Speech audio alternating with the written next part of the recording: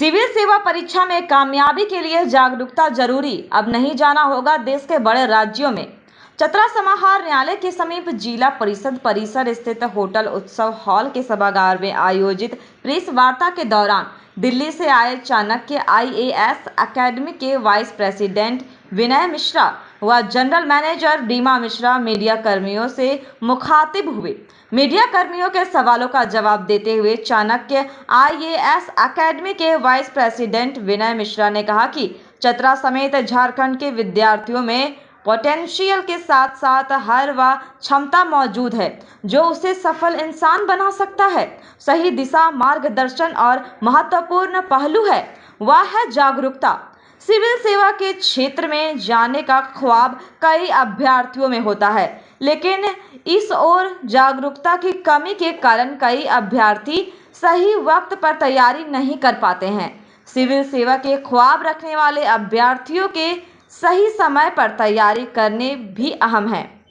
उन्होंने कहा कि चाणक्य IAS अकेडमी में 3 वर्षीय अपग्रेडेड फाउंडेशन कोर्स खास उन अभ्यर्थियों के लिए अहम है जो 10+2 उत्तीर्ण है के बाद ही UPSC की तैयारी करने लगते हैं। ग्रेजुएशन और UPSC का पाठ्यक्रम एक दूसरे का पूरक साबित होता है, जिससे ग्रेजुएशन की भी तैयारी में सहायक साबित होता है और पहले या दूसरे प्रयास में ही UPSC में तब्दील कर सकते हैं।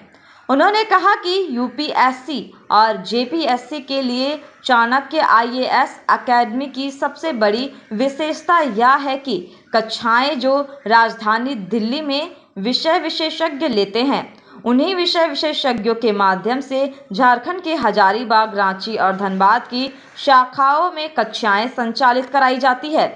साथ ही डाउट क्लासेज, अत्याधुनिक लाइब्रेरी व स्मार्ट कक्षाएं भी अभ्यर्थियों को प्रदान की जाती है।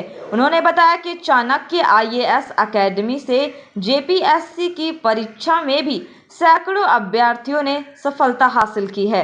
खासकर देश की राजधानी दिल्ली में अभ्यर्थियों को मिलने वाली तमाम सुविधाएं हजारीबाग के अभ्यर्थियों को भी दी जाती है। चतरा में आया हुआ हूँ और हमारे आने का उद्देश्य है कि चाणक्य IAS अकेडमी की ओर से हमेशा अवेयरनेस प्रोग्राम का आयोजन किया जाता है। जो बच्चे 10+2 पास करके कॉलेज में जाते हैं, ग्रेजुएशन करते हैं, उनके पता नहीं होता है कि मुझे ग्रेजुएशन के बाद करना क्या है, तो उनके अंदर में टाइम का वैल्यू समझ पावें और वो जागरूक हो जाए। जैसे आप UPSC की तैयारी ग्रेजुएशन की पढ़ाई के साथ साथ करते हैं तो बच्चे का एक तो सबसे पहले उसका पर्सनालिटी डेवलप होता है और उनके बच्चों का जो एडमिनिस्ट्रेटिव व्यू से जो पढ़ाई वो करेंगे सिविल सर्विसेज के लिए, उसमें उनका ग्रेजुएशन के लिए भी फायदेमंद होगा और ग्रेजुएशन की पढ़ाई से उनके इधर UPSC की तैयारी में भी फायदेमंद होगा। तो नतीजा होता है कि एक दूसरे के लिए बड़ा हेल्पफुल साबित होता है, जिसको हम कम्प्लीमेंट के तौर पर कह सकते हैं कि कम्प्लीमेंट है, एक दूसरे का पूरक के तौर पर है। इसलिए बच्चों को 10+2 के बाद जागरूक हो जाना चाहिए और उनकी अपनी तैयारी शुरू कर देना चाहिए। जिस बच्चों को UPSC में जाना है उसको तैयारी पहले से होना चाहिए, प्रोएक्टिव मैनेजमेंट के तौर पर। UPSC की तैयारी के लिए क्या पढ़ना है ये समझना जरूरी होता है और इसके लिए ये बहुत ज़्यादा ज़रूरी है कि UPSC सिलेबस 10+2 पास जो किए हैं वही इक्वल में है।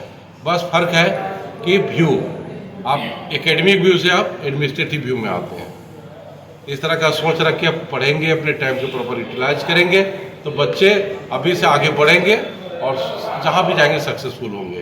तो मेरा झारखंड के होने के कारण ये मेरा अपना फर्ज समझता हूँ कि बच्चों के शुरू से जागरूक किया जाए और आगे बढ़ने में हम लोग से जो भी बन पाए उसके लिए मैं हेल्प करना चाहता हूँ, उनके साथ जुड़ कर रहना चाहता हूँ। गरीब बच्चों के लिए क्या सुविधा है सर आपकी अकेडमी से? गरीब बच्चों के लिए हमारे पास टैलेंट के लिए एक जो है स्पेशल एग्ज़ाम होता है टैलेंट सर्च के नाम पर।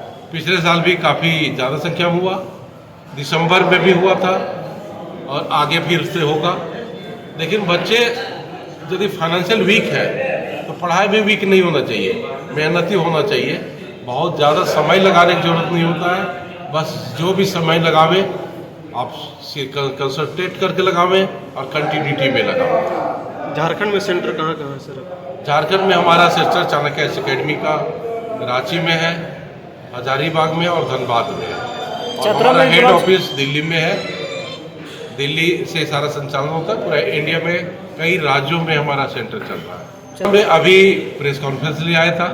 अभी कोई प्लानिंग नहीं था कि मुझे चतरा में भी संस्था देना चाहिए, लेकिन यदि यहाँ के बच्चे जागरूक नजर आए तो निश्चित तौर पर बच्चों के लिए मैं सोचूंगा और आगे इसकी प्लानिंग किया जा सकता है। लेकिन प्रोजेक्ट में नहीं। इंडिया में 25 सेंटर है और उसमें भी श्रीनगर में भी सेंटर है, जम्मू में भी है, अमृतसर में भी है और चंडीगढ़ में भी है। तो आप जो है जिधर भी जाएंगे उधर दिखेगा। इस साइड में आप जाएंगे तो आपको असम में भी 2 सेंटर चल रहा है, गुवाहाटी और जोरहाट में। झारखंड में 3 सेंटर है, बिहार में भी सेंटर है। तो हमारा कई जगह सेंटर है पूरा